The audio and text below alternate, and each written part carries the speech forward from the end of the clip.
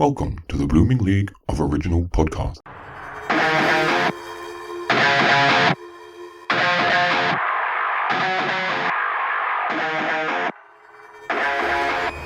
G'day and welcome to an extra 4th anniversary of Thrash and Treasure, the Torture Chamber musical comedy podcast that's the audio equivalent to walking barefoot across hot bitumen, blisters and all.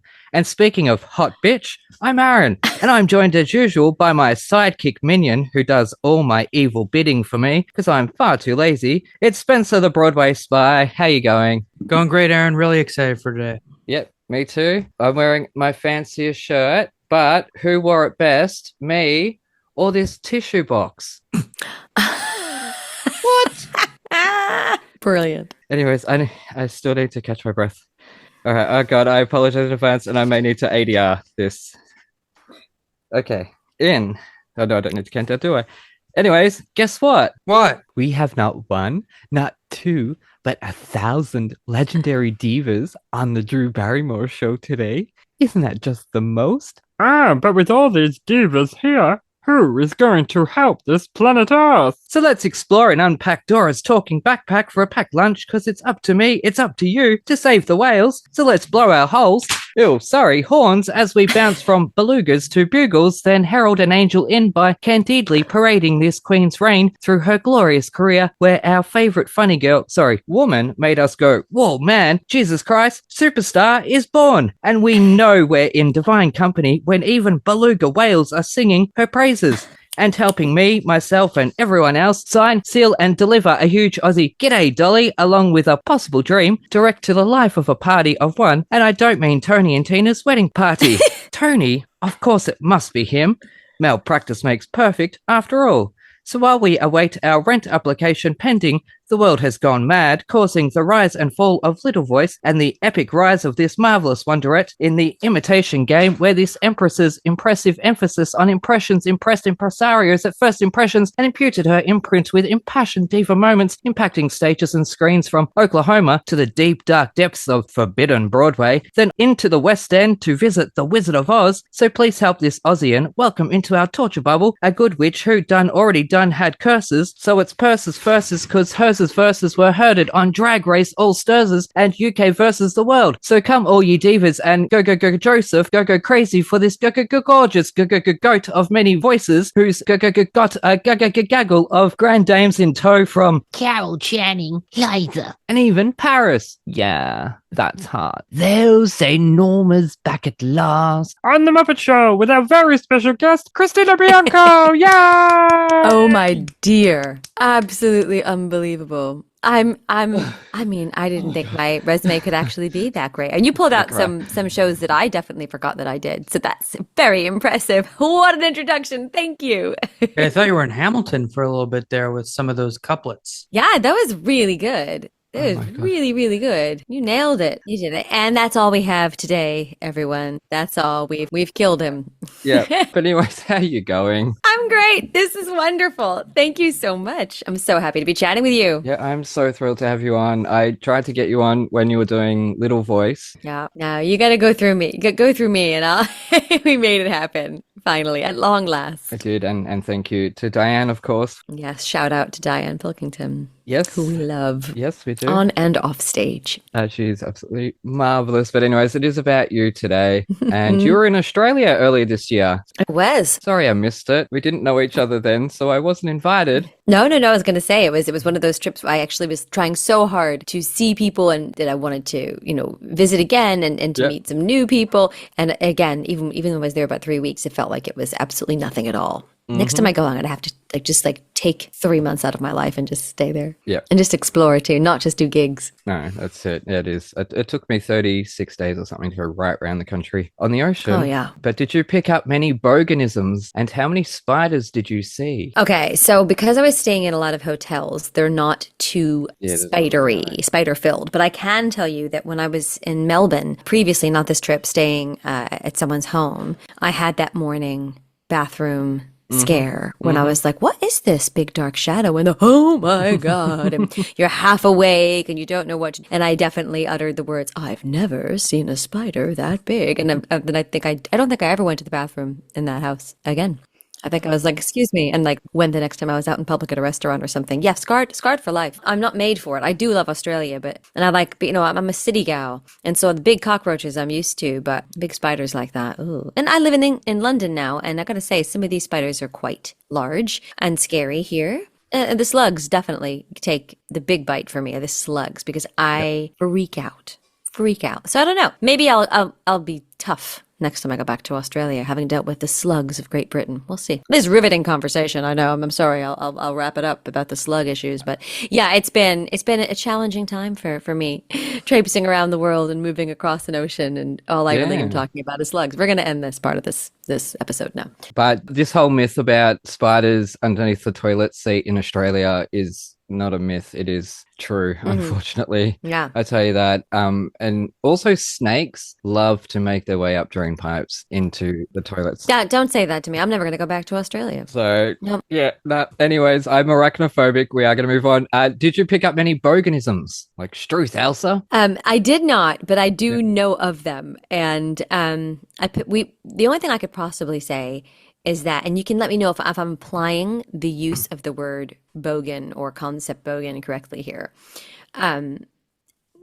My husband, in England here, we have like a little outdoor area. It's not quite a garden, not quite a patio. It's a little bit beautiful and busted. And we thought, we should really make like a little patio out here. But how do we do it? We don't want to hire someone. And we saw flats that are used to, move stuff in for construction. Yep. So my husband strategically worked quite hard to get these flats, get additional pieces of wood, file them, paint them, do this whole thing. And he made a little deck, but we call it our bogan deck. Oh, lovely. Because it's just a little bit it's definitely not posh, and it's definitely not classy. Definitely not what you'd expect. So we call it our little bogan deck. Yep, it's earnest. It's earnest. Earnest. Okay, I'll use that. Earnest. Yep, that's for wine time, like Kath and Kim. Exactly. We felt very Kath and Kim when it was happening. That's why we called it our bogan deck. Yeah. Okay. So, and it's done with love. We love it. It's our favorite thing. So we use it with joy. Oh, awesome. That's lovely. Yeah, soon you're off to ancient Egypt. You're going to be in one of my favorite musicals, Aw. Joseph and the Amazing Technicolor Dreamcoat, as the narrator. Yeah. We actually just had my first rehearsal today. How was that? It was great. I won't interrupt you further. I'll let you keep talking. But it's this particular production is the Palladium production that they've done twice at the London Palladium. They've done it in Australia and Toronto. Yeah, it's very different. Like there were kids in it that play characters, which is great because actually that's how the show was originally intended. Like it was intended for kids and to be done by kids and for schools, for kids. And so it brings back a lot of the joy. Like the narrator is definitely not standing there belting her face off just serving muffins. You know that expression, serving muffins when you sing. Like, there's that. No, I've never heard that. Is that a British thing? No, it's an American one. If the visual is like I'm going to pander over here and I'm going to pander over here and I'm just going to, as if I've got muffins on a tray and I'm putting that tray in front of people. I love that. Yeah, serve muffins. So, yes, it's not a park and bark, that expression you probably know, and not serving muffins. So, yeah, I was running around with kids today. We have rotating groups, so there are about 30 kids. So I've got to learn a lot of names. I digress. Ask me anything.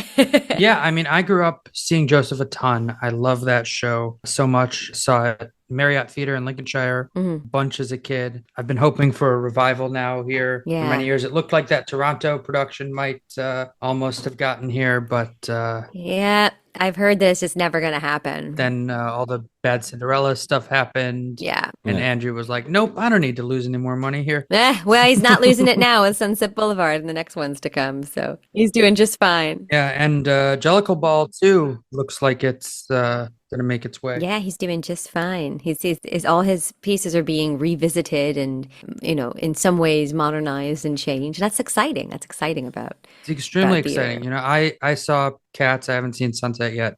I'm hoping to in the next couple of weeks. I didn't love Jellicle Ball, but I loved the idea. Like the concept didn't work all the time for me.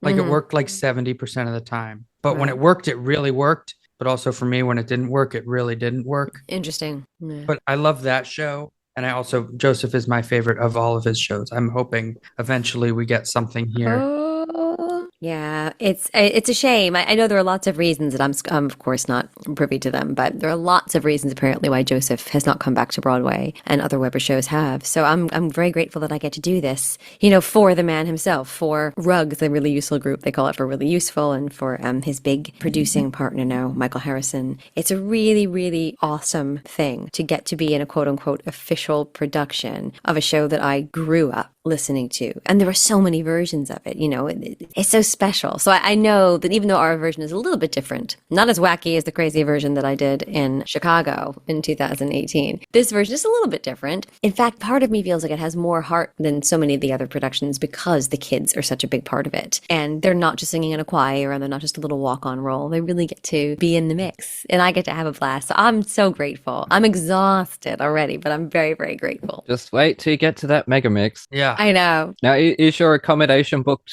across the UK? Yes. I'm all set. I'm all good. Yeah. Luckily, we happen to know / created and produce a podcast that's all about traveling the UK, Ooh. touring in a show hosted by Queen Bee, Lizzie B, and Sir Alfred the Parker. Plug. But before we move on, Home and Away or Neighbours? Oh, well, as I didn't grow up watching either, because they're not that big in America. Yeah. I would have to go with the one that Kylie was on, because I love Kylie. Neighbours, yes, that's right. So that would be Neighbours. Yes, that's There right. you go. You can stay. Anyway. Forgive me. I love it. I inadvertently chose the right one. I did great. That's good. Meant to be. We're meant to be friends. That's it. It's only because I'm in Melbourne, really, and Yeah. like I watched both of them growing up, but Neighbours is the more down to earth one. It's the Melbourne one. Anyways, we're gonna move on onto the metal now. Have you had much experience with metal, glam metal, industrial metal, death metal, et al? No metal. I always love rock and some pretty hard rock over the years, but not metal. And I definitely have performed in bars and clubs that were rock metal venues. And I was always performing with whatever was like the lightweight rock-ish version of it. Yeah, the yacht rock. Yeah. I mean, it's funny for somebody, I'm always telling everybody in interviews and all my shows, like, oh yes, I grew up listening to all types of music. I would say clearly I didn't grow up listening to like tons of rap, and I definitely didn't grow up listening to lots of metal, but almost everything else like was in there. So yeah, I'm metal deprived. Welcome to Thrash and Treasure. Mm-hmm. Now, Spencer, your question. Where does it say? Oh, Yeah, he just nodded his head. I didn't scroll down that far yet.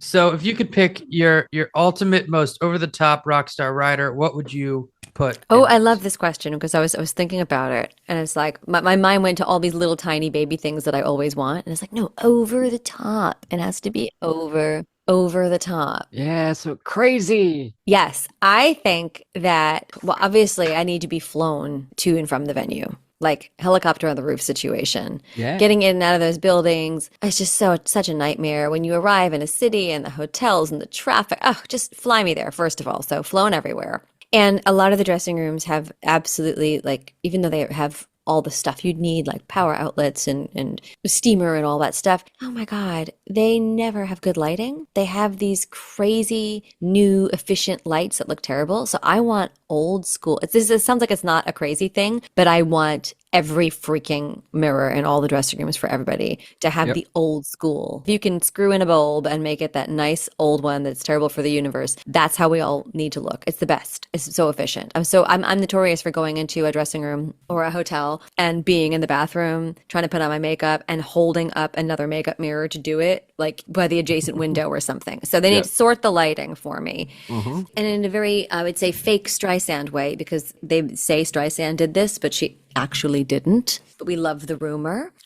The colors. I am getting to the point in my life now where I have no tolerance for these disgusting industrial walls in these dressing rooms. You want me to be my best, then I need you to curate that dressing room so it's a cushy cocoon with all of my favorite colors. So I'd have my dressing room done. So I said, yeah, get me there. Give me the best way that I can prepare myself. I don't need anybody to do my makeup. I just need all the right mirrors and lighting. And I want it to be, my favorite color is usually teal. I fluctuate between like green, teal, purple. Like a very teal, cozy room. And that's, I mean, it doesn't sound crazy, but that's all I want. Teal is my favorite also. My couch right there is Yes, a sir. beautiful teal. And your shirt. Oh, and my Yes, I was gonna say I'm dressed like my tissue box. You're dressed like your couch. Oh my god, we all got the memo. And I've come from rehearsal, so I'm wearing like all black. So it's not exactly.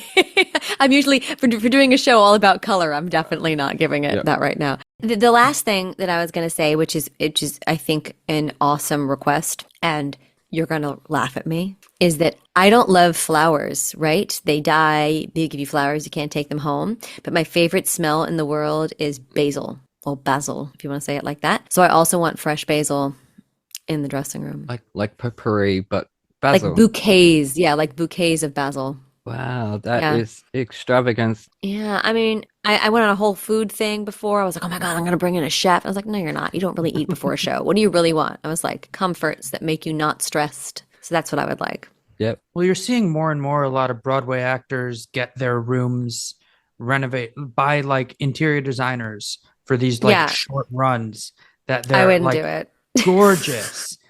I wouldn't do it. That they're all like, oh, I'm doing this. I just saw pictures of Jeremy Jordan's dressing room for Great Gatsby, and someone like it was crazy what they did to it for like, I mean, you don't know how long these things are going to last. No, part of me thinks that they're probably doing it to promote the business of someone who they know and love, who's a designer. And that way, like, I'll do this for free or a discount rate. I'm making this up. I don't know the situation. I don't know. Theater is always the theater world. Obviously, it moves so quickly. So I don't know. I guess I wouldn't want to tempt fate by like settling in like that in some way.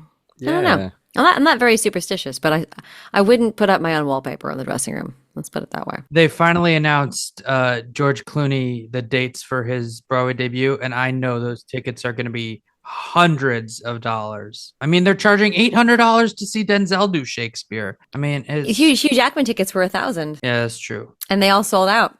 They need to make that profit regardless of if a show's a success or not. But anyways, we're going to move on to the metal review now, because this week our long-term listener and frequent album picker Drew has picked Diablo Swing Orchestra's Pandora's Piñata. Yeah. So Spencer, you have reviewed it this week. I'm ready. Yes, I really like this album, which is not a sentence I say a lot about these albums. Okay. Really loved it. I majored in jazz in college. I'm still majoring in it. Very like New Orleans inspired. Some of these songs I loved. Yeah. Like the second song, Gorilla Laments, was probably my favorite on the record. Then there was that weird song that was all like operatic. Yeah, there are a couple of those. It was very like ebb and flow between the genres. I wouldn't have really called most of this album metal, which is the best part of it. It's avant-garde metal. Yeah. Apparently. Definitely.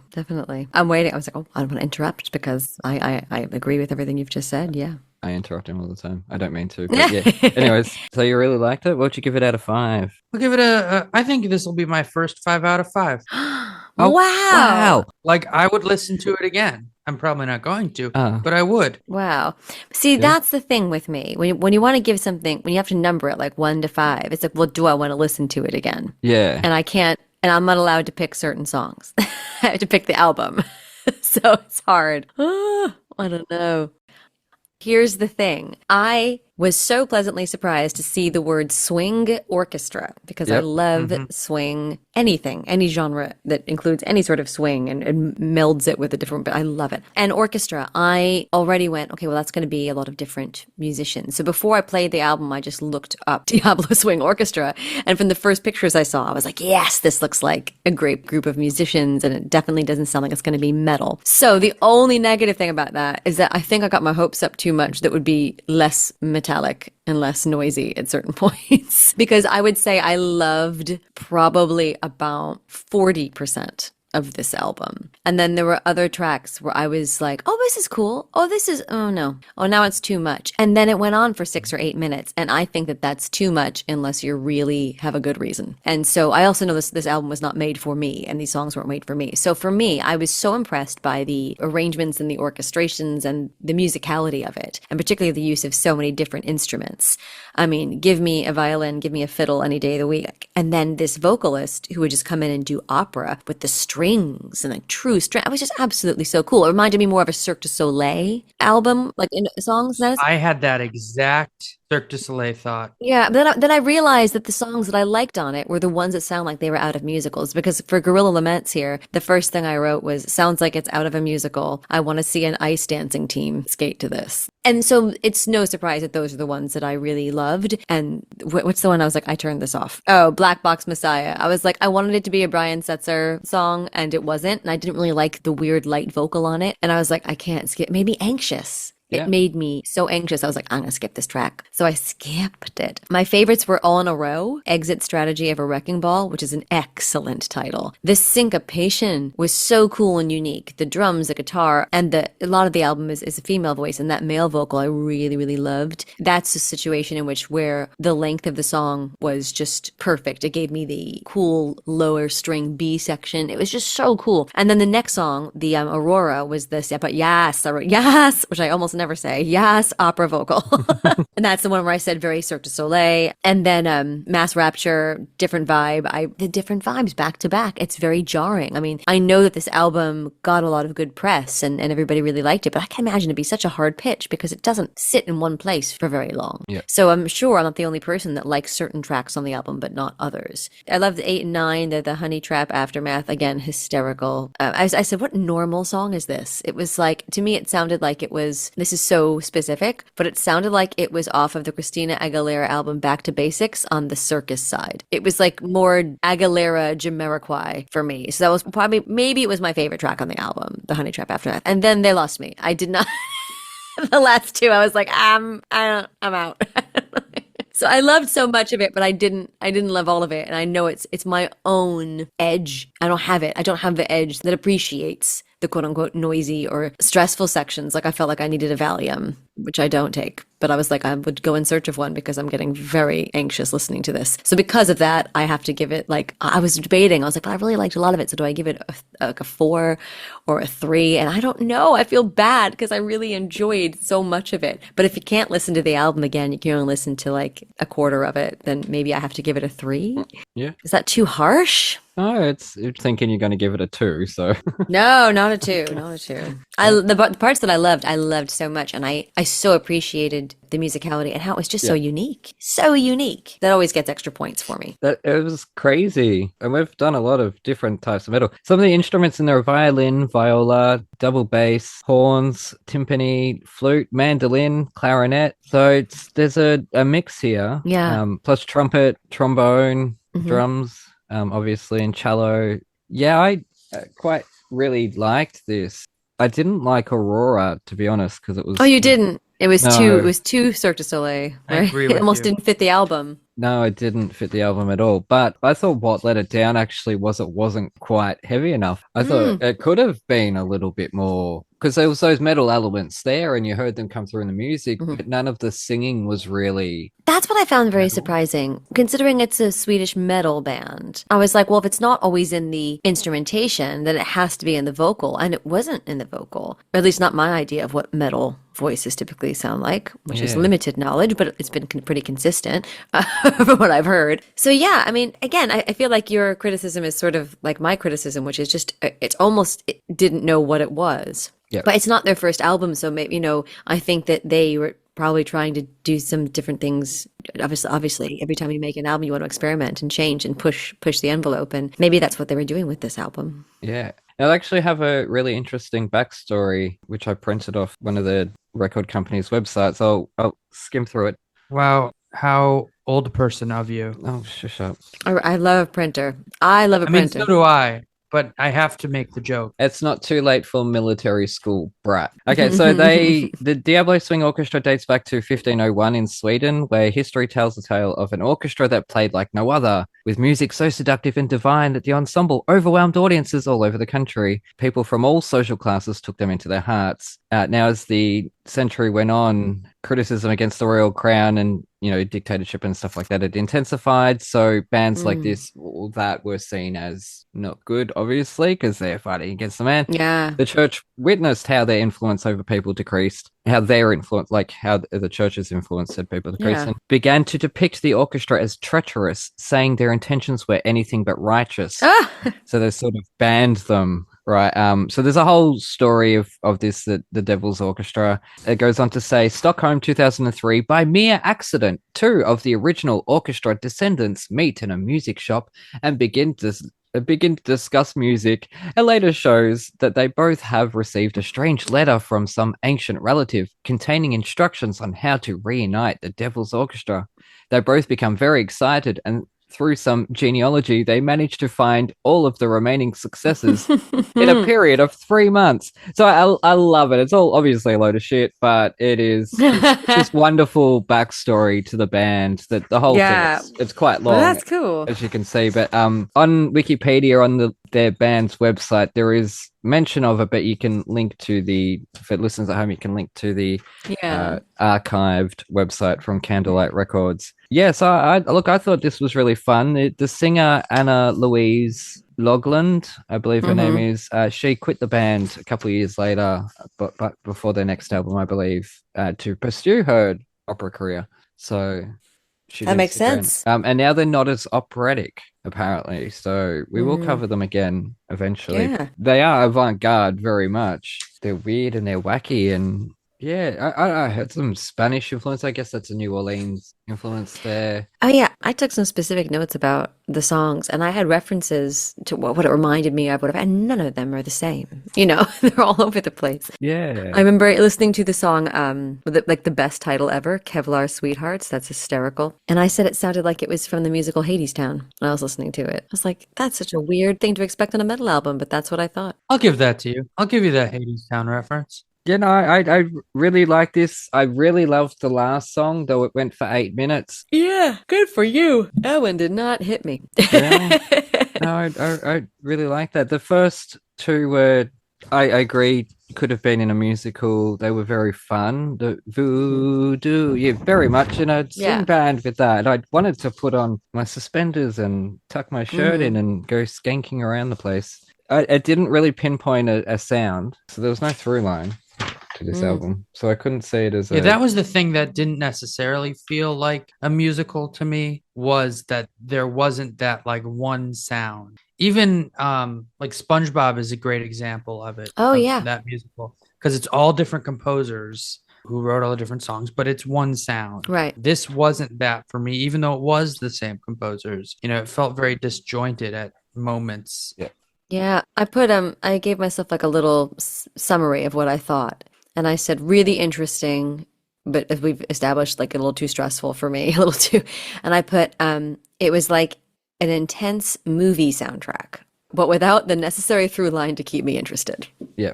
Well, that's funny because I did ask Drew for something that wasn't going to stress you out or freak you out or scare you off. I know, with swing and orchestra, I know, but you know what? It's also the mindset that you're in. You know, I'm very busy right now. I'm running around like a chicken without a head. And so, again, if I listen to this in a totally different time of my life, I might find a different experience with it. It's certainly layered enough to give me a different experience. So I can't say I never play it again. It was pretty cool. So, you know, we'll see. Who knows? So it looks like we opened up Pandora's Piñata, so we're going to treat ourselves to an ad break. From the producers of Thrash and Treasure, around the world in 80 plays, starring the adorable Lizzie B and Alfie Parker, and featuring the star of the show, Dolly the dog, they'll take you for a trip around the UK, exploring the rich arts and cultural history. But here is a sneak peek.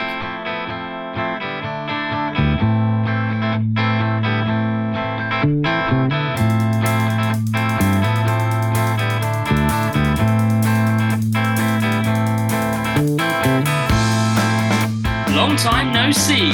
Welcome back to the second leg of Around the World in 80 Plays. I'm Alfie Parker, and that's Lizzie B. And we're joined as always by our four-legged friend, Dolly the dog. Woof woof. After a 2-month break from brand new episodes, we've boarded the bus for Bradford on the 8th stop of the Sister Act UK and Ireland tour.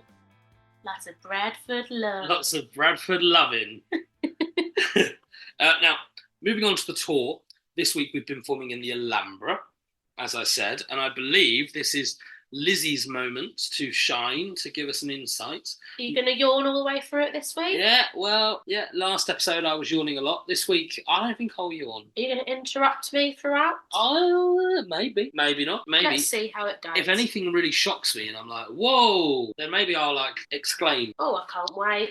Right, so as Alfie said, we are at the Bradford Alhambra Theatre, and I personally think this is one of the nicest theatres in the UK, which always makes it worth going to Bradford. I'm having a lovely time. Yeah, that's nice. But I've had quite a cold experience there before because I've always stayed in hotels, like just bog standard hotels. As you said, walked 30 seconds to work, walked home. So I haven't gone out or done anything like that. But this time I'm having a totally different experience. But talking of the theatre, basically my point was the theatre is so nice. So here's my information taken from good old Wikipedia. Here we go. The theatre was built in 1913. Ooh. And it was built by the architects Chadwick and Watson of Leeds. Not to be mistaken with Sherlock Holmes and Watson. Holmes. Sherlock Holmes. This is going to lead on to another thing which Alfie always takes a mick out of me for, because everyone says Sherlock Holmes, but it's got an L in it. So I think it should be Sherlock Holmes.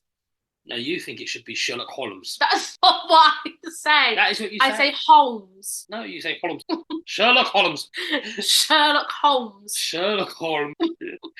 Lizzie says Sherlock Holmes. I don't. I say Sherlock Holmes. I hate you so much. Well, oh dear. Yeah, well, there you are. Word in. I actually say it right. Lizzie's totally right. But it's a silent... Yeah, it's a silent L. So it's not Holmes, it's Holmes.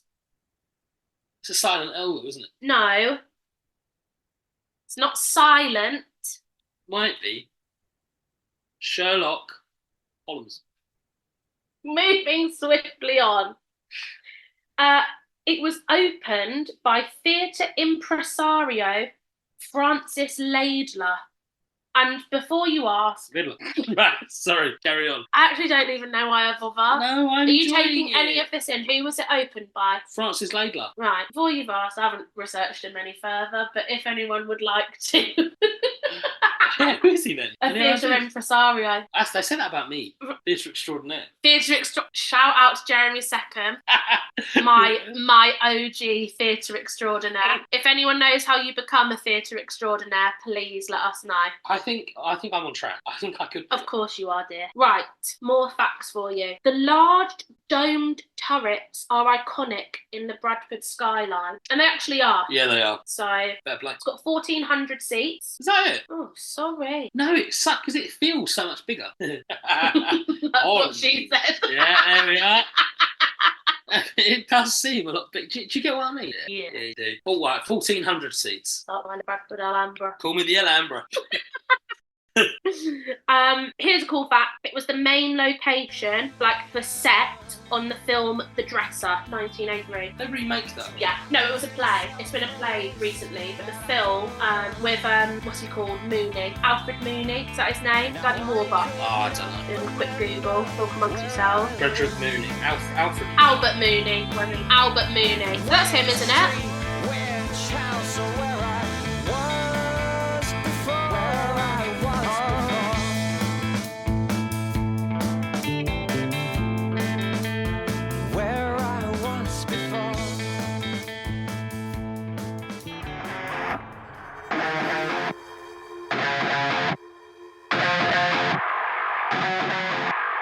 We're back with Thrash and Treasure. I'm Aaron, that's Spencer the Broadway Spy, and we're saying hello, gorgeous, to our very own funny lady, Christina Bianco. Goodness gracious me. Now, if performing arts had an Olympics for amateur artists, what discipline would you want to compete in, and which events would you want to watch? What?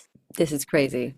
Now, I've been watching a lot of Olympics lately. I watched through 80 something opening ceremonies from all through history. And I've been thinking, wouldn't it be amazing to have like tap dancing? So you've got solos, you've got duos, you've got teams, you've got glee clubs. So you can have duos, you can have groups of them. Then you can have opera as a discipline as well. So you've got duets and you've got soloists as well. But amateurs, like the Olympics used to be. Yeah. Not for professionals to showcase, but we get to see professionals all the time. But it's something for amateurs. Because think about it, they weaponize and they compete at calisthenics, at tap dancing, at all sorts, singing competitions. All of that is competitions anyways. Break dancing. Was that the Olympics? Yeah. Why couldn't you do that? Expand on that. That's opened up. So everyone's now thinking what can't be an Olympic sport. Yeah. Look, I'm always the person. I'm sorry, I'm not answering your question, but I'm always the person that says if you don't know what a dancer's life is, they work just as hard with the same hours, the same intensity, the same strength. Their career is about the same length as these Olympians, and it's just like I cannot believe that they have to work so hard to be appreciated. Nobody's like a dancer.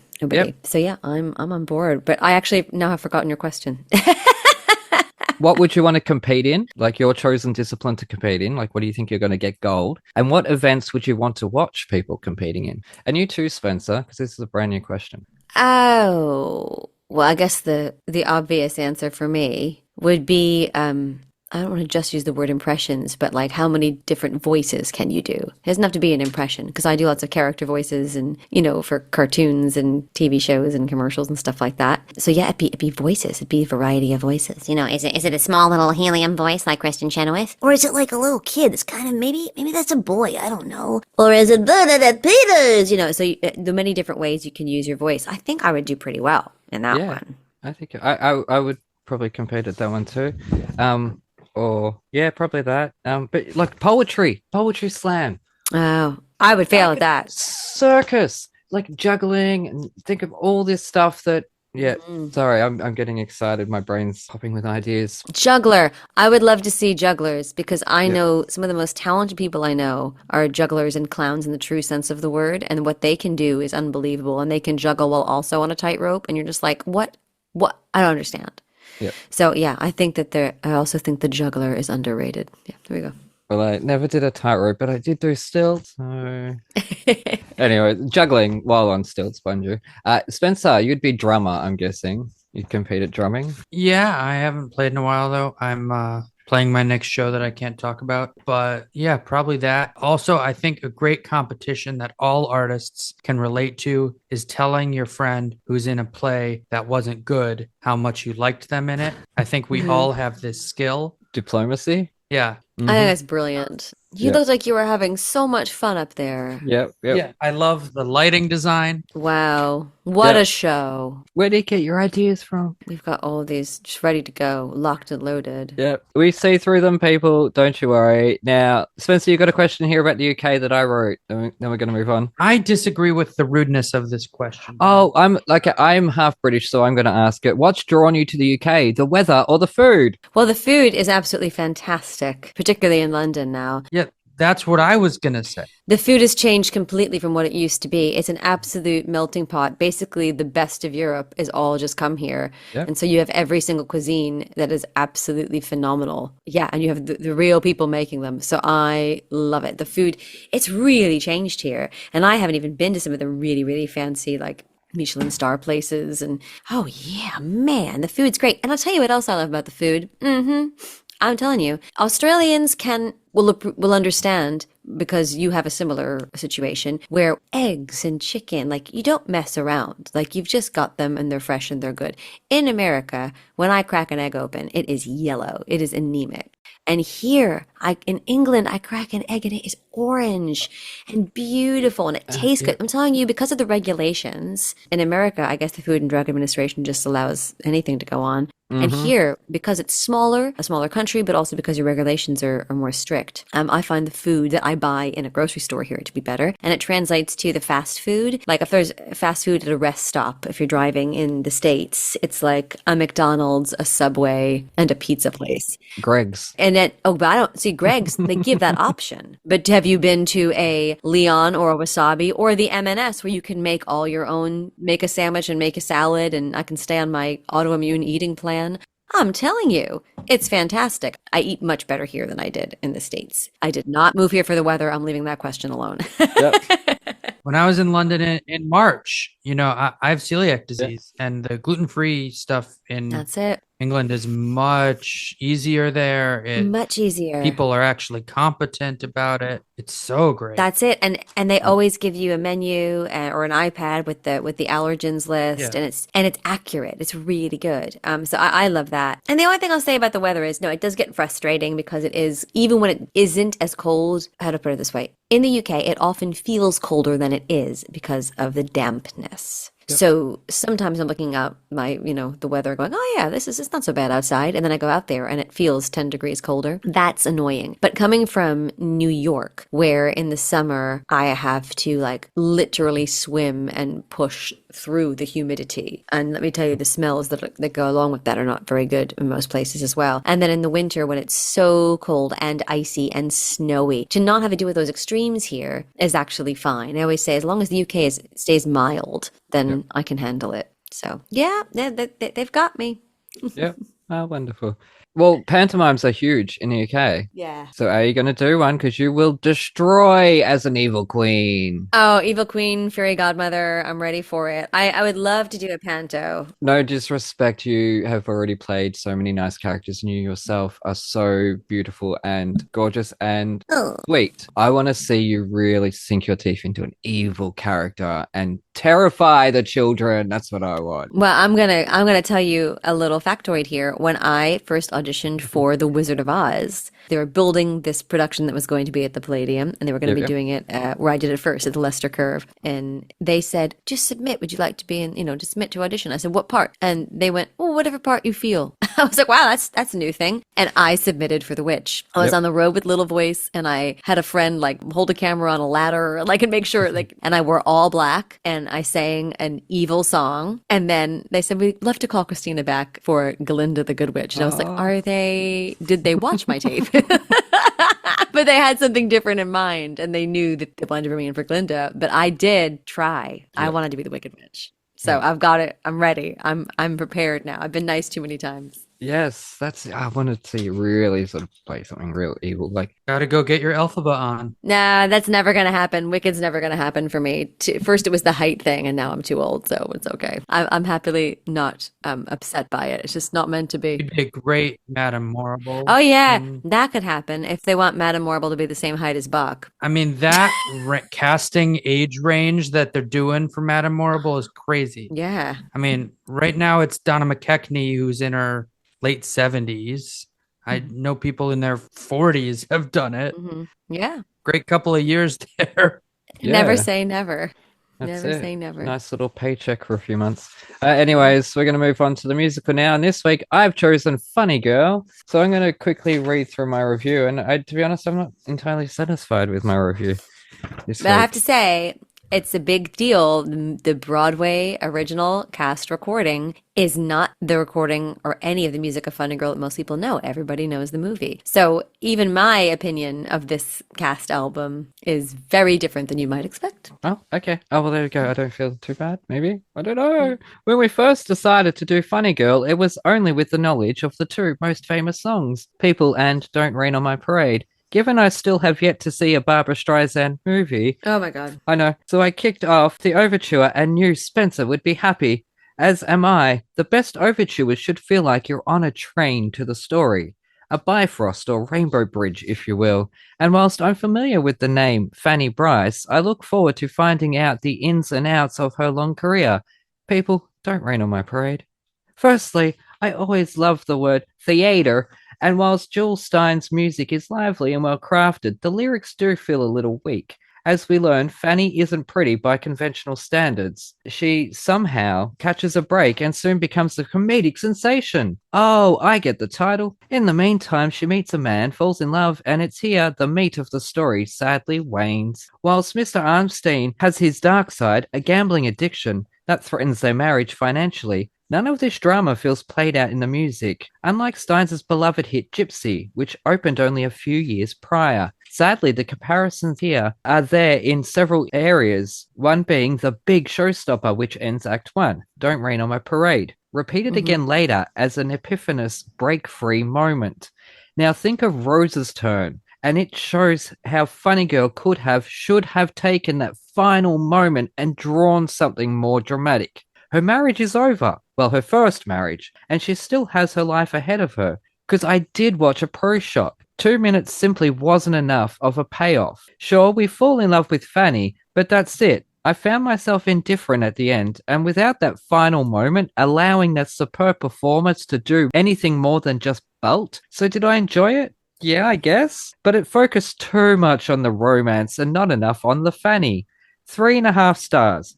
Great songs and a great star vehicle. But I guess I've just been spoiled by so many amazing Mama Rose moments. And that's why I felt like that second act, it just waned a little bit. And I wanted to learn more about Fanny Bryce. Like, what was her career and her life? And all I got was this love story, really. So you wanted it in the songs. I mean, obviously it's there in text, but you wanted it to be in the songs. Yeah, I wanted that to, in that final moment, especially that they don't Rain on My Parade reprise, but see, because you don't know the context of the show, you don't know what she's doing. But I do now. I watched it. Okay. I watched the Sheridan Smith version. But that's a totally different production with a totally different script. You can't even compare them. I know.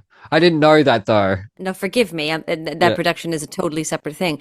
It is not the original Funny Girl. It changes songs, it adds songs, and it rewrote the entire script practically. So unfortunately, you cannot compare that. As did the recent Broadway revival. But that was the same production. It's actually the same production. They changed it a bit more. They had Harvey write more, and then the director changed a bit. Yeah, because he changed it a lot. Even between, I saw it 3 times. I saw it once in previews, and then I saw all 3 Fanny. Yeah, I was telling Christina that you saw all 3 of them. Even though you didn't like the production, you still saw all 3 of them. Well, it's an iconic thing. Well, because once I had seen the 2, I felt like I had to see Lea Michele because, it was the big thing. Like, and my school went and I got a free ticket. So, Wow, there you go. And there you are. But I got to see Beanie. I fell in love with the acting from Beanie. I got to see Julie Benko, who was the best of the 3. Yep, she's unbelievable. And then Lea Michele's voice was incredible. I can't speak about performances because I was not in an iconic Broadway production, but I was in a very well-reviewed popular production. And when you do the original script and score, that everyone says, oh, it never worked, it just never worked. There are problems with Act 2, it just never works. And you get rave reviews, including in the New York Times. It gets the whole production, not just me. Extended. Yeah, I have to be very careful because you can tell my loyalty is toward the original script and score. When people say things can't work, I say, well, then it's just not been done by the right people. And mostly it comes down to the director and understanding the script. Oh, I didn't think it didn't not work. It's just more so this guy. This is a great example. Merrily We Roll Along. Of a show that didn't work. Yeah. And as soon as you have Maria Friedman's eyes on it, the whole thing worked. All of a sudden, it's a hit, to quote the show. Yeah. So I actually really do understand what you were saying. So I was really excited when you chose this because I thought, it's been so long since I've listened to this one. Yeah. I grew up like most people did with the movie, but because I was always a musical theater nerd, I had the Broadway cast album and I went, well, most of that isn't even in this movie. Then I researched and realized that the movie is very different than the musical and almost focuses on nobody but Fanny Bryce and the relationship with Nikki. Really? And meanwhile, the play has so much more to do with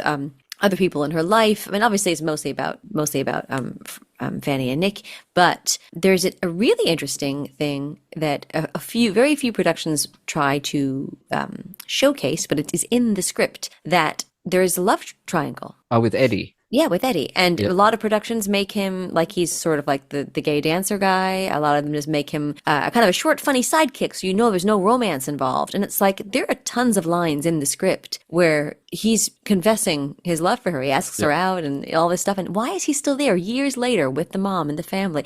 And it's just there. And if you play that, then the show people go, oh, those scenes, those songs with the mother, basically the Who Taught Her Everything She Knows and Find Yourself a Man. Everyone's like, always cut those songs. Well, if you cut those songs, there's nothing in the show but Fanny Bryce. So you got to keep them.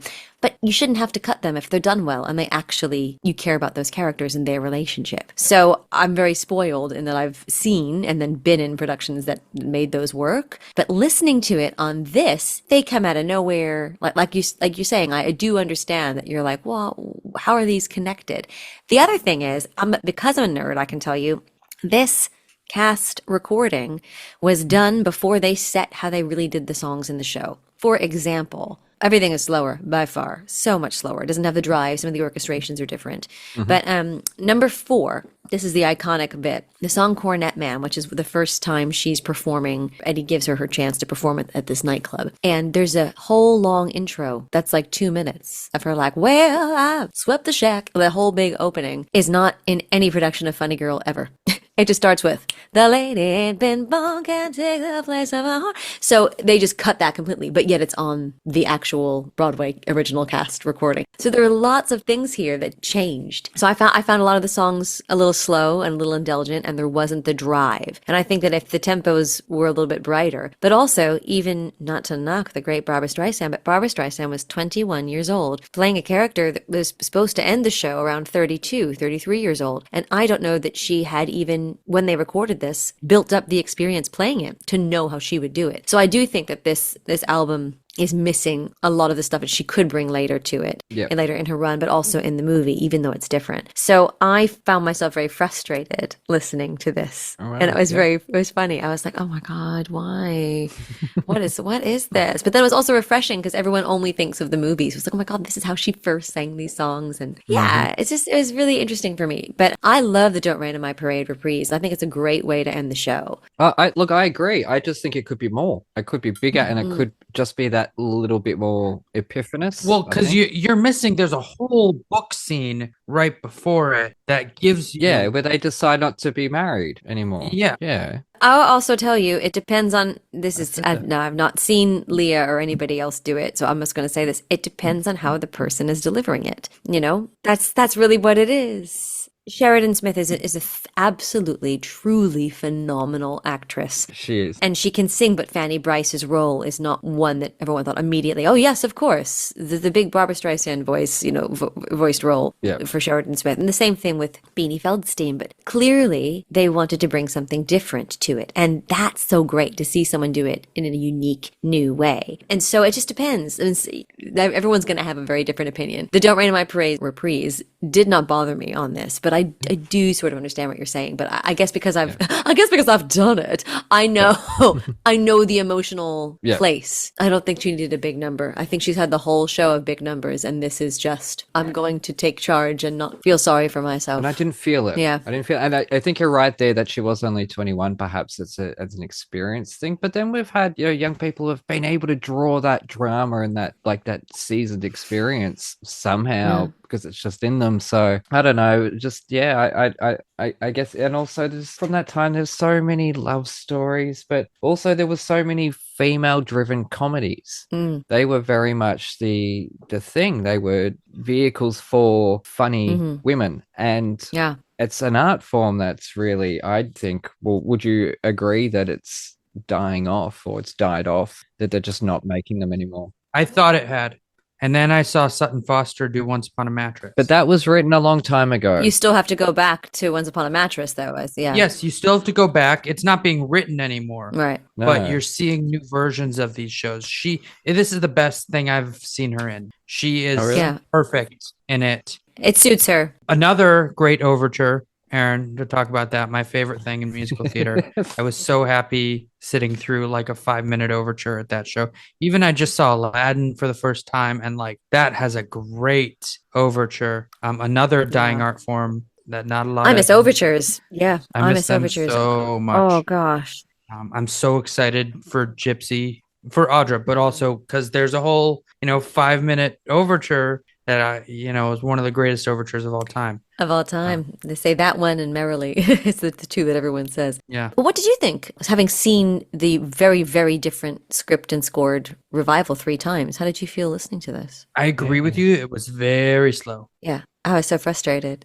The tempos were very off. But also, I saw it 3 times and saw 3 very different tempos on some of the songs. Because you had, you had Beanie. I didn't see Julie when she was the understudy. I saw her when she was the lead. Yeah. And so she got to determine those tempos. And I did feel the best about the tempo in that version. I agree with you that it didn't really have a lot of the experience. Like you could hear that she wasn't as experienced with singing the songs.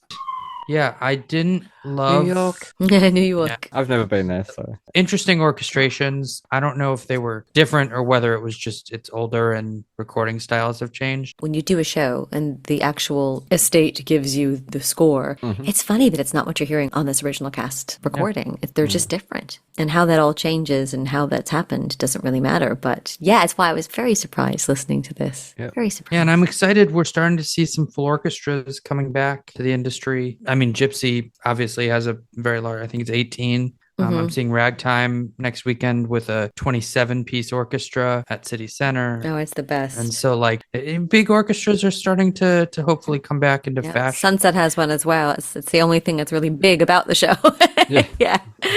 And the screen. The screen is big, too. Yes, that's true. The screen. shout out to David Thaxton and congratulations on all your success. Yes. Yes. But yeah, no, I'm excited that those are sort of coming back slowly, not just in the revivals, although I can't think of really a new musical that Suffs has a pretty large orchestra, actually. I think it's 12 or 14. And so like it's slowly starting to come back. I think they're realizing that you can't really replace that feel. I mean, I remember the first time I saw Phantom. And then when I'm done with this, I'm going to go because I have dinner with a family member who's in town, actually to see Forbidden Broadway. Oh, wow.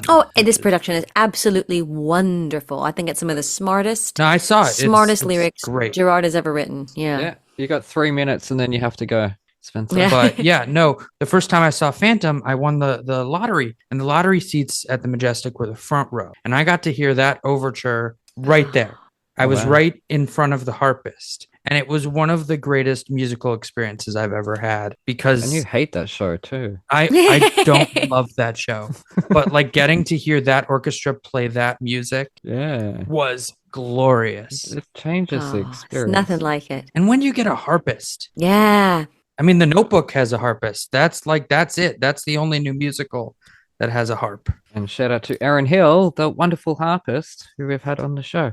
Spencer, you've got to go because you've got dinner. Yes, it was great to meet you. And a show to get to. Forbidden Broadway. You didn't tell me you're going to Forbidden Broadway. Goodness gracious me, that's I'm amazing. not going to Forbidden Broadway. Oh, he's going to Forbidden. Oh, okay. Broadway. You've already. I already seen it. saw Forbidden. Oh, okay. Broadway. You've already seen it. Oh, well, that's not as exciting then. I saw its second preview off Broadway. Did you? Oh, wonderful. Anyway, so then you go. I'm going to throw us to an ad break. And Great to meet you. Have fun. Thank you. See you guys. So thank you very much, Spencer. You did an excellent job, and I'll talk to you later on. Yep. Enjoy your dinner. Have a great night. All right. Where did I put my segues?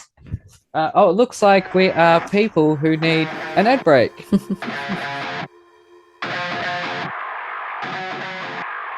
Hi there, listeners. What am I saying? Good morrow. My name doth Spencer. Hey there, listeners. Spencer here, and we're back with another segment of Bloop News. And who are you joined by? I'm here with our incredible host, Aaron. Incredible. Kiss ass. What do you want from me? I was trying to come up with a better word, but I started with the in already. You were trying to say something like incestuous or inebriate, weren't you? No, I was going to say indubitable, but I was like, I don't remember if that's a word. Indubitably. Yeah. Oh my God. I have no idea. I'm here with Aaron. Say howdy. Howdy, partner. Say howdy. Well, here. Who are we promoting? All of us. It's Bloop News. We need a news theme like J-Wags. Well, I'll go first then. Yeah, Mr. J-Wags is obviously doing his Second City shows down at the Second City in Brooklyn or New York City. And coming up this Monday, in a few days, they've actually got the Michael Shannon, 2-time Oscar nominee and Tony nominee and amazing actor. So I think that's part of the New York Comedy Festival. Is that on this weekend? Yes. Yeah, well, there you go. It's part of the New York Comedy Festival. So get along to the Second City in Brooklyn, although it's technically listed as New York City. It's in Brooklyn. Brooklyn's in New York City. Yeah, I know, but you tell that to Brooklynites. They're like, I'm from Brooklyn. I'm from Brooklyn. Am I wrong? No, you're not. Exactly. Thank you very much. Listeners at home, Spencer loves to treat me like I know nothing about America. Kid, I grew up on America. I ate America for breakfast. Yeah, but old person America. Yeah, old person America, like analog America. Back when, sitcoms had theme songs. And there were horse and buggies. And there were what? Horse and buggies. I'm not that old. I am not. Well, technically, Aaron, there are still horse and buggies because the Amish exist. So, Well, that's true. So I'm not wrong. You're not wrong. Yeah, so go along to the second city in Brooklyn/New York City. You can catch Lizzie B in Jack in the Beanstalk in Yeovil until the 5th of January, 2025. Look at me being all British. Yeah, I'm trying to work out what word you just said. Yeovil? You're so American. It's like Whoville. Yeovil. It's Yeovil. I guess it's Yeovil. You might be right in Yeovil. If listeners at home, if you know how to pronounce this name, please let us know. It's near Somerset. And what's Alfie got going on? Well, who's Lizzie playing in Jack and the Beanstalk first? Looks like Princess Jill. Princess Jill. Oh, wow. I wonder if her brother is Jack. Jack and the Beanstalk? Jack and Jill? No, I got that. I'm just disappointed in you. Why? For making that joke. It wasn't a joke. I was genuinely wondering if that's going to be the plot of the show because it's a pantomime and Jack and Jill. Anyways, climb on up to Yeovil to see Lizzie B as Princess Jill in Jack and the Beanstalk at the Octagon Theatre. Where do you see Octagon Theatre? I googled it. This says Westlands Ballroom. Oh, hang on. I've closed the thing already. Reopen, close tab. No? What? Where is it? Is it a tour? No, it's a sit down. Yeah, because this says Westlands Ballroom. Oh, here we go. Westlands Entertainment Venue. Yeah, and then if you look at the actual page, it says Westlands Ballroom. Well, where did I see Octagon Theatre? I have no idea where I got Octagon Theatre from. Why did I say that? I read it. I literally read it. And oh, goodness gracious me. So you can catch Lizzie and Jack and the Beanstalk until 5th of January, 2025 at the Westlands Ballroom in Yeovil. And I probably said that wrong. Yeovil. Yeovil. I'm Googling it. I swear to God, I'm not making it up. I read Octagon Theatre. And now I'm back on the Google page and I'm looking at like the first few things and I can't see Octagon Theatre anywhere. I think you're going crazy. No, I'm not going crazy. I was already crazy. What are you talking about? Yeovil. I'm right. It's Yeovil. Yeovil. Well, good. You're right for a change. Wait, no. Lizzie is doing a masterclass. She's doing one for young people ages 11 to 18, and she's also doing another one, an adult masterclass. Now, she's doing those at the Octagon Theatre, which happens to be at the Westlands Entertainment Venue, which is right next to the Westlands Ballroom. So she'll be doing that while she's doing the pantomime Jack and the Beanstalk. So I'm not crazy. Spencer is. What's Alfie got going on? Alfie will be appearing at the Manchester Exchange. I believe that's what it's called. Let's check that out. You want to check the venue this time? I think it is Manchester Exchange. Royal Exchange, yeah. Manchester Royal Exchange. Ooh, fancy royal. Yeah, it's this really cool theatre. So he's doing a musical called Spend, Spend, Spend, which is based on the life of Viv Nicholson, who I believe was just a regular blue-collar worker, and her and her husband won a lot of money. It's a rags to riches and then back to rags again story. It's a British musical, and Alfie will be performing in that, opening on the 23rd of November through to the 11th of January next year. If you're in the Manchester area, be sure to get along to see Sir Alfred the Parker in Spend, Spend, Spend. And lastly, Spencer, what do you have going on this week? Two things, very exciting. You catch me on a panel at Broadway Con about theater podcasting with my friend Martina Cunha of Take a Bow, and some other fun guests there as well, to be announced. When's this? This is in February 7th through 9th at the New York Hilton Midtown. Didn't we just have Broadway Con? Yeah, they're moving it back to February. It used to be in February pre-COVID, but it just took this many years for them to be able to book their normal time. We did just have it. You just tripped me the hell out there. Okay, I'm with you now. And remember last Broadway Con when I had a show that I was producing the week of Broadway Con? Well, this time I have it the week before. You can catch my show at the Green Room 42 on January 31st. Fake Bands, Real Songs. Tickets are now on sale, both in person and live stream. Will there be power line? There will, actually. Oh, what? Ah, yay! And who's in the cast? Can I give a clue? It starts with P and ends with Atti Lupone. Yeah, exactly. What? Oh my god. Oh my god, Spencer. Patti LuPone, after her stint in The Roommate on Broadway, will definitely be in a little show at the Green Room 42. Hosted by this kid. Yeah, hopefully not. Produced by this kid. Yeah, we have a bunch of up-and-coming actors who will be announced in the next few weeks. You can follow us on Instagram at Fake Bands Real Songs. And yeah, tickets are now on sale. You can check my Twitter. Everywhere I have social media, I've been posting about it. You can check the Green Room 42 website. We're really excited for this show. Live stream available as well, if I didn't mention that. Really excited about that aspect. It means people all over the world are going to be able to see this really fun night. You'll be able to hear the music of the Wonders from That Thing You Do. I was about to say That Thing You Do is definitely in it. Yeah, my favorite film of all time. Yes, I know. That's why it's definitely in it. You'll hear music from How I Met Your Mother, Girls Five Eva, 30 Rock, Dewey Cox, Popstar Never Stop, Never Stop. That's called Walk Hard, actually. It's called Walk Hard, the Dewey Cox story. That's true. Also, is there Josie and the Pussycats? There's not. Oh, fucking hell. Oh, pardon my language. We're in the news.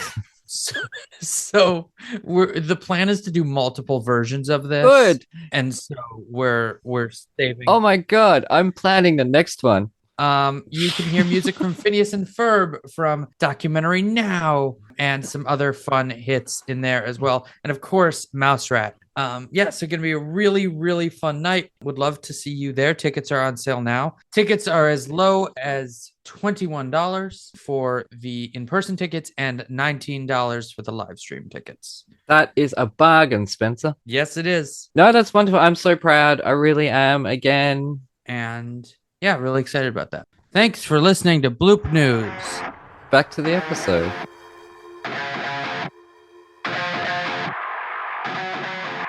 Anyways, we're back with Thrash and Treasure. I'm Aaron, that was Spencer, and we're joined by the goat of many voices, that's greatest of all time, Christina Bianco. Now, what's one thing you're terrible at that everybody else can do perfectly well? Ride a bike or whistle. Oh, wow. I mean, I'm pathetic. I cannot ride a bike. My parents never, I'm going to blame them a little bit. They never really encouraged it. Once I was always doing theater and dance classes and all this other stuff. So I wasn't particularly sporty. I was a good natural runner, liked to get in the mix, because I was, athletic with dancing and stuff like that. But I'm an only child. We didn't go on bike rides together. And I think once it was training wheels off, you're older. I just never got on the bike. And it is freaking embarrassing to be an adult and not ride a bike. Yep. And then it was we'd be on vacation with my husband's family, and not only was it oh, Christina's not really great with bikes, ruining the little vacation, but then the bike that they would have, I was genuinely too short. My legs were too short, so I was biking awkwardly, and I was I'm never doing this again. So I haven't ridden a bike in a very long time. Pretty sure I would just fall over at this point, but yep. We'll see. The whistling thing is hysterical. My grandfather on my father's side was such a wonderful whistler, and I used to love listening to him do it. And I would just go make this little noise, and I'm breathing in instead of pushing out. And I didn't realize it's not how you whistled. And I've tried and tried. I can't do it. I also can't roll my R's. What kind of an Italian am I? Yeah. I was saying to Diane, I apologize now. If I call you Christine and her Diana, I'm so sorry. I'm saying that now. You hear my introductions. You hear that I'm kind of good with words and tongue twisters, but I'm not. I've just practiced. So I apologize now if I do call you Christine and Diana. I've spent probably about 90% of my life answering or correcting people for calling me Christine. It's just no one can ever say Christina. It's just part of my day. I don't know why. It's not that hard. My main character in my novel, his mum's name's Christina. She gets called Tina. But anyways, now, so you do obviously so many female impersonations or impressions. What male impressions do you do? I'm not going to do it well now because my voice is so fried from rehearsals. Yep, no, that's fine. Wow, I've done Owen Wilson. I've done Owen Wilson many times. Wow. Oh, yeah. Can't get that wow. I can't even get it right now. Yep. But it's just stop. It's like a back of the voice kind of a whisper thing. When I key into it, I can do it. So it's funny. A few girls do Owen Wilson. It's just I don't know why. Wow. I can't again do it for you right now, but I feel like everybody has a Michael McDonald impression. So I'm pretty happy to always do a Michael McDonald impression. The singer, Blue Eyed Soul, baby. We were talking about him the other week, and I didn't know if it was the musician or the Mad TV person. No, yeah, the singer Michael McDonald. Yeah, I feel like that's a good one. Yeah, I don't really do too many men, but those are the ones that I've been known to, just whip out at parties and make people laugh. Oh, wonderful. But does it ever feel a bit, quote unquote, dancing monkey? Like with comedians always being asked, oh, tell me a joke. Oh, yeah. Does it get like that people are like, oh, do Liza for me. Oh, do show. And does it fine? I gotta tell you, I'm the only person who knows that I can just go into an impression every once in a while is my husband, because he's here all day, every day for the past, 15 years and more since, before we were married. So he knows the everyday thing. Or if I hear a voice on TV, the British actress, Catherine Parkinson, we were just watching a show and she popped up and I repeated her lines immediately. I was like, oh, yes, I have to do it. Every time I hear her, I have to do it because I think she's so funny. And then I do it periodically after that, like putting dishes away or something. I don't know. I'm not that person who wants to do impressions. I'm also not the person that wants to sing anywhere that's not where I have been asked to sing. My mom, when I was little, would be like, oh, get up there and do something, honey. Absolutely not. I'd rather die. I can't do it. So maybe it's that same bit. I don't assume anybody wants to hear it. And then I also don't think, it would be great right now as if I did. If I just sort of went to this brunch as Liza, if somebody says something that clicks a reference to me and I think the table already knows it, then I will do the impression. Yeah, I think my least favorite thing is when I'm promoting a show that's like a play, like this Narrator and Joseph. Inevitably, when I'm doing press for it, people will ask me to do impressions. And you're like, that's not what we're doing this time. This is just me.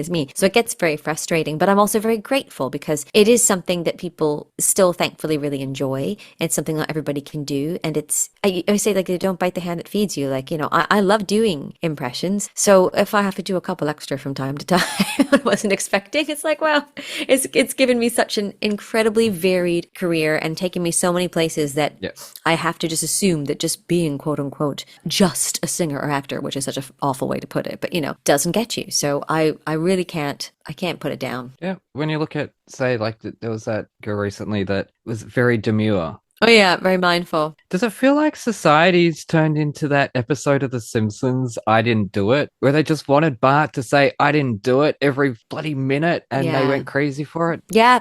It's everything's of a moment and everybody wants to be topical. And, when my videos went viral on YouTube and all that, there was just YouTube. There was barely Instagram and Twitter, and people certainly weren't sharing videos or things that were going viral on those apps. And I also like to remind people that the videos that went viral were me performing live. They weren't made for the medium of, screen or, YouTube. So it was just me being me. It was me flat, doing wrong impressions, bad lyrics. Let's flip that. I would say bad impressions and wrong lyrics. And the videos were long. Oh, no your video to be successful has to be, 2 minutes or less. And this was like a 6-minute video where I talked at the beginning of it. You just never know. But what I think my babbling is to say, I think that people have that same feeling. They want to feel like they're there. They want to be in the moment. And the reason that my videos clicked is because they actually did feel like they were there. They were not polished. They were of the moment. Someone shouted out a name and I did it. And sometimes it was great and sometimes it wasn't. And that's something that people still want today. So if they latch on to something, an expression, a video or something, and they can share it with these other people of that moment, it just goes so much farther than it used to because social media has, exploded. But I think it's all about, even though we're all separated, I think it's all about the connection. It's an inside joke that you have with millions of people all over the world. And I think it's still that, did you see that? Oh, I know that reference. Do you know that reference? I think it's still that. It's called Instagram for a reason. They want the instant gratification of it. Yes. And so I think that's how we connect. Mm-hmm. And it's sort of interesting. Well, weird, I guess. It's both. Literally, we've turned into The Simpsons, basically. Yeah. How often, or not how often, I didn't mean to ask it like that. How many times have you gone out for SNL or Mad TV? Or not at all? Oh, neither. What? Neither. The only thing I ever went in for, this is stuff I've been told by agents that I was with. Lorne Michaels notoriously doesn't like musical theater performers. And also he likes to discover people. So if he can see a million videos of you doing something and you're established in a certain area, even if it's not sketch comedy or stand-up or anything, then he typically isn't interested. Yeah, it wasn't really the thing for me. I was always a theater performer. I know it's not glamorous and wouldn't lead me to Hollywood, but I just never really, I would love to do sketch comedy. I did every sketch comedy stuff in theater that I could do, but honestly, unless I did Groundlings or Second City, or Upright Citizens, I don't think that I would have been considered. So yeah, I tell you what though, I was especially asked to audition for what never happened, which was the reboot of In Living Color. Oh, wow. And they said, film something with a bunch of impressions. And I was currently in that long-running off-Broadway show at the time, Musical. And I used costumes and wigs, and you could tell the camera quality is terrible, the mic's terrible. I had to do it in 48 hours. And it's the firework video that's on YouTube. And it was the first video I ever had go semi-viral that then made me go, wow, I'm being picked up by I'm being asked to do interviews with a publication online in Brazil. I was like, what's going on? And that's when I went, I should probably get on this Twitter, on this Instagram. And they didn't have my name, but that's why I'm Christina Bianco 1 on those things. It was like, I better have that. And boy, let me tell you, about a year later or 6 months later, when my Total Eclipse of the Heart video went crazy viral, had I not had all that stuff linked up, I don't know that it would have changed my life the way it did. So I'm very grateful to In Living Color for not only not calling me in after seeing that video, it never happened even. I feel bad. And I cast it and then it never aired. Wow. So I didn't miss out on that, but I'm glad I made that video. Yeah. Oh, wonderful. Sketch comedy, in Australia, it's dead. Is it? Yeah, it's so sad. Even in Melbourne's the comedy city. I know. There's every now and then you'll get one that tries and it'll last maybe a season or two, but just, yeah, it is sad. But anyways, now I have to ask about Raffi on Broadway. Oh my God. Yes. Because that yellow skivvy and black waistcoat with floral decal and waist-high jeans with the hat, the flower. My mom found that probably at a TJ Maxx. Were you auditioning for Blossom's Best Friend 6? That is how I dressed all the time. I was 6. 6 got it from me. I mean, she's older, but still. 6 was the best. 6 was the best. Jenna Von Oy. The best. I definitely dressed like that quite a lot. Yep. Not with the flowers sticking out. And then, of course, they ask you, what are you going to wear? And I had 2 vest options. And, of course, they chose that one. I remember that. But it was so much fun. Raffi was such a wonderful human to sing with, meet, and just he's so talented. One of the biggest names in the music industry, Phil Ramone, is the one that cast us. That's it. I was in a room singing for the auditioning and taking notes from Phil Ramone. And there was a solo. I got a solo. It didn't make the video, but yeah, I was one of 2 people that had a solo, and it's Phil Ramone who gave it to me. I watched the concert because it's on YouTube. Yeah. Right. And I even showed Diane and I'm like, look what I found. Don't say anything. Christina with the most massive eyebrows in the world. Well, I wasn't going to say anything. Now, did you ever save the beluga whales? Personally, no. But I think that Raffi and his people did some really good work toward that. Yeah, he ended up with the UN. Yeah. It's just a truly, genuinely wonderful human and did everything for the right reasons. And he's still around. When was the last time? Oh, final question. When was the last time you rolled down a hill for fun? Oh, too long. Rolled down, truly rolled. I can't remember. Oh my God. I can't remember. That's sad. No, that's sad. One of my favorite things about now living in the UK is going on long walks in these beautiful hills. And so I think the next time it's not damp, I will roll down and think of you. I don't think the British weather is going to be offended by anything any of us say about it. It knows what it did wrong. I've never been there, but as I said, my dad was born there. But yes, no, that's it. We've made it to the end of the torture chamber in one piece. Aw, well, we've covered quite a lot, more than I anticipated. So thank you. It's so much fun. No, thank you so much. I know you had rehearsals today, and we ended up coming in under 90 minutes. Excellent. And with me, that's quite a feat. That's quite a feat with me. But like I said, I'm so inarticulate. I keep stepping on my words. I'm just definitely overtired. And so when that happens, God, I guess I'm slow for me today. So have to have me back when I'm full of beans. Yes. I would love it. Where did that come from? I don't know. I just gave a thumbs up. I didn't even put that into my. This is when all these apps and things scare me. Aw, now I feel left out. Yeah, What? How did that happen? I don't know. Because I know this. I don't know. It's creepy. That was creepy. Playtime for raised hands, recognized hand just. I don't know. That was really weird for the listeners at home. There was just fireworks and everything like going on behind us. Yeah. And that art Olympics, I'm so totally chasing that idea. Like that would be something that would be wonderful to do every 4 years. I would love it. You know, get professionals to judge and to do the ceremonies, like, you know, perform and all that, but get amateurs to compete. And instead of these reality shows, which are all looking just for the skinniest, blondest one with the big boobs. A singer, yeah. And it's not just the singers, yeah. And it's not just the singers, that's it. Like, and even then, it could be opera and stuff like that, and world music, like specialty instruments, and then like do a marathon of guitars where you get to go from like the banjo to the electric guitar to the mandolin, and mandolin's my favorite. Yeah, that would be so great. That would be. I love it. Anyways, before I let you go, where can people find you on the social medias? Well, as we have established, I am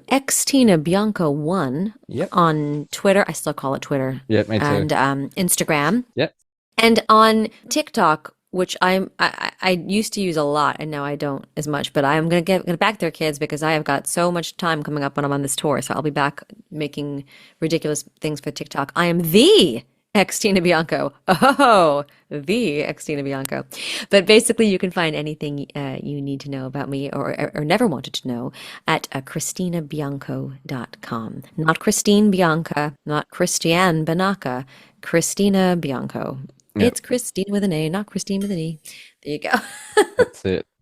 You could call the show Christina, bring me the axe, ACTS.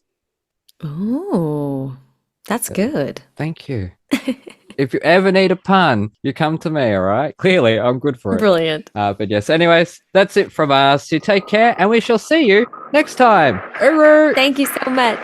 Bye. Awesome. That was wonderful. Like quicksand!